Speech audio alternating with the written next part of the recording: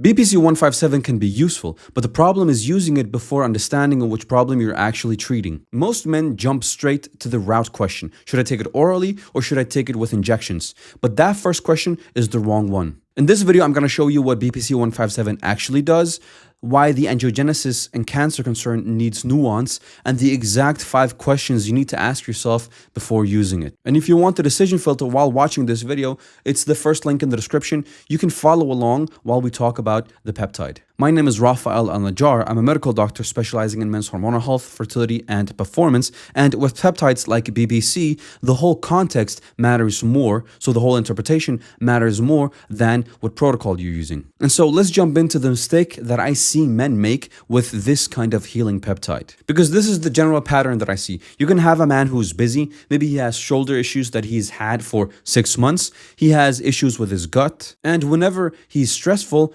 all of these issues keep rising. And then he finds BPC-157 and he figures out that this is exactly the peptide that will solve this kind of issue. And suddenly everything feels simple, right? He has these issues and then he has this peptide that solves this issue, and then everything seems fine because you can just get on that. But this is where the decision actually gets sloppy, because the body doesn't break down that simple. Tendons, joints, gut symptoms, all of those respond to the wider systemic effects around them. So if you use BPC before asking why the issue is even arising, you might fix the symptom, but the underlying issue is still not fixed. An analogy would be turning off the engine light when your car isn't working anymore without fixing the underlying issue. And exactly that, fixing the underlying issue, is what I care about the most, because I see so many serious men, so many smart men go straight for the peptide when they haven't even fixed the underlying foundation. And if this is not one of your first videos watching me, I always talk about the foundation being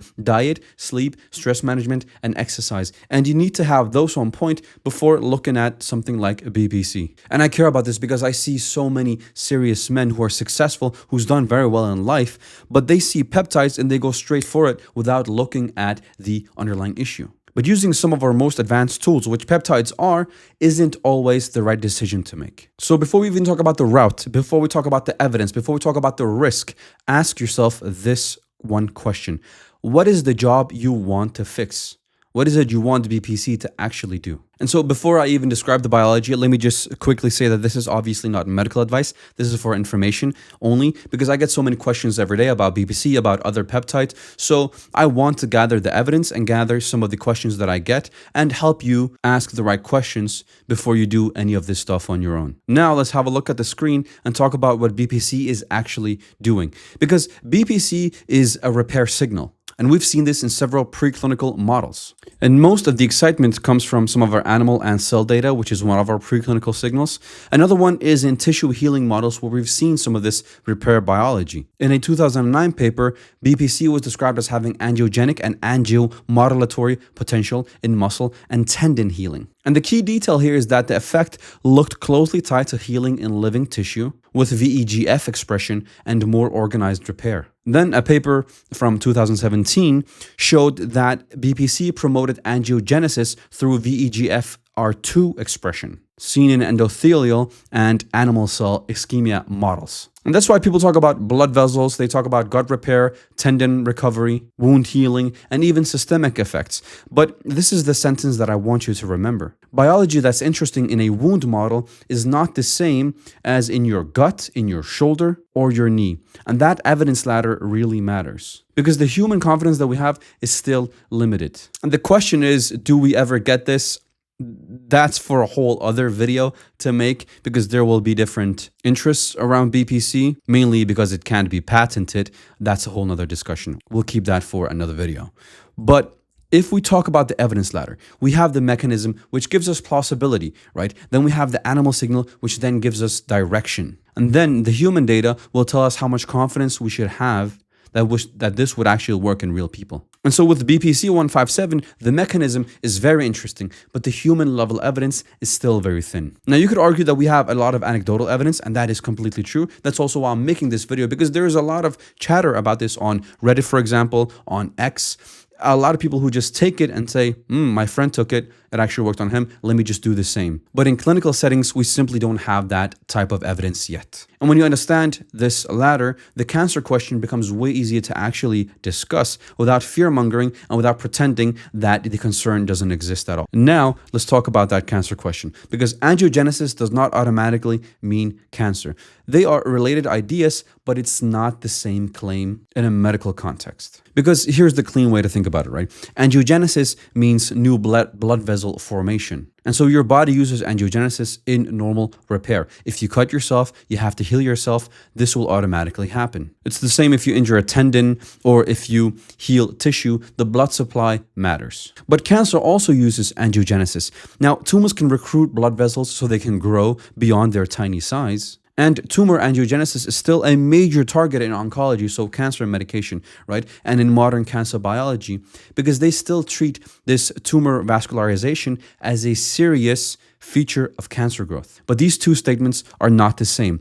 Angiogenesis helps wound heal, and anything that supports angiogenesis causes cancer. And that jump is simply too big. Now, a proper question could be, because we know that BPC-157 causes angiogenesis, the cancer history, active malignancy, unexplained masses, and high-risk context deserve caution and physician input. But the angiogenesis mechanism by itself is not proof that BPC-157 causes cancer. And that's the point I want to make.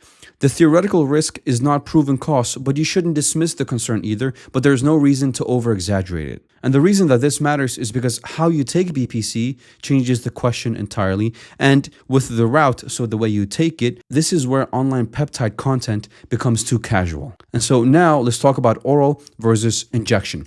So with the oral BPC, this is usually discussed around gut irritation, gut lining, and gastric biology.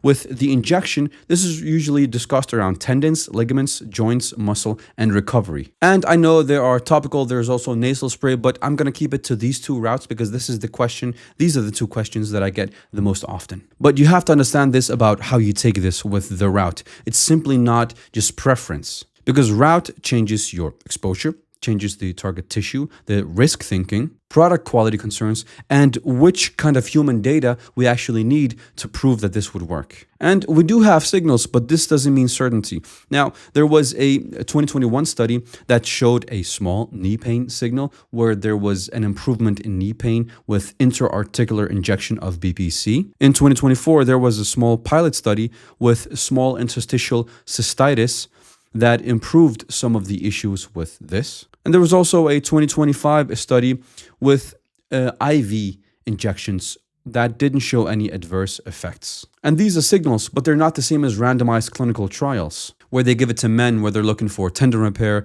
even increased performance, and maybe even gut issues or recovery in general. And maybe we'll never get those studies. Like I said before, maybe no one really has an interest in that, so we'll have to keep with these small studies and some of the anecdotal evidence. But just keep that in mind when you think about peptides like this. So when a man comes to me and says, which route is actually the best out of these, my question is always, best for what diagnosis, what tissue, what risk profile, and what baseline. And this is really where I want to slow you down, because the risk profile doesn't improve by saying, my friend, he took it and he felt better instantly without any issues at all. And so now let's talk about the 5 questions I would ask before using something like BPC. These are also some of the questions that I ask my clients who come to me and work with me one-to-one before we use any type of peptide. So question 1, what's the job?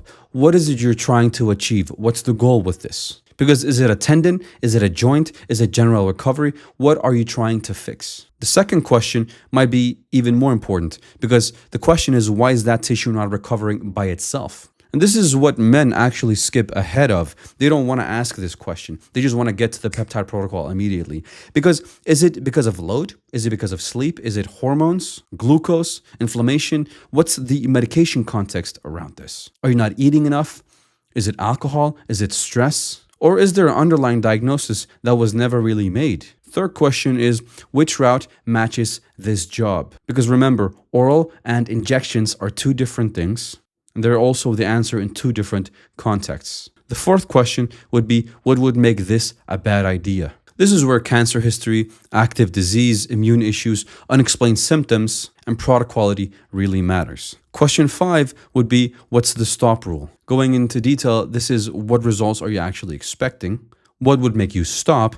And who is interpreting all of this for you? And this is exactly why the Peptide Overview Guide exists. It slows the decision down and helps you separate the molecule basically from the man and the whole context that you're going to use it in. So here's the whole video in one sentence. BPC-157 may be interesting, but the route is not the first decision. The diagnosis is. If you're using it for a gut problem, that's a different conversation than using it for tendon, a joint, or general recovery. And if you're worried about angiogenesis and cancer, the correct answer is not panic, because angiogenesis is part of normal repair and tumor angiogenesis is part of cancer biology. And those are related ideas, but one doesn't automatically equal the other. And the honest position is theoretical caution, thin human evidence, and a strong need for context. And like I've said in so many other videos, it's very important to get the foundation on point first. Having your diet on point, your sleep, your stress management, and your exercise. If you have that on point,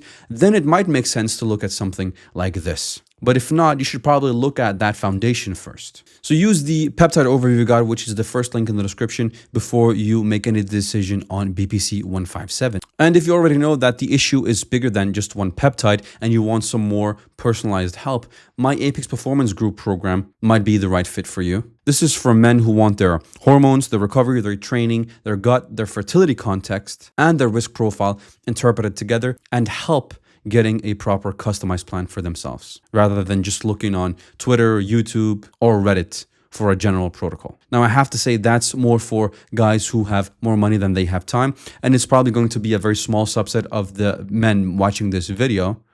But if you're really serious about improving your health, improving all of these parameters, you can have a look. There's a link for that in the description as well. Now, if you're very serious about your health and you either want to get to the highest level possible for you, or you want to just get back and feel good like you did when you were younger, you can work with me on a one-to-one basis. Now, I take very few guys on this one-to-one program because I spend a lot of my personal time doing this. But if you're serious, you can apply for that. There's also going to be a link in the description for that below. Now, if you don't want any of that and you want a bigger peptide framework, you should watch the next video, which is which peptides are the best for muscle growth. I'll also talk about what men get wrong before they inject anything.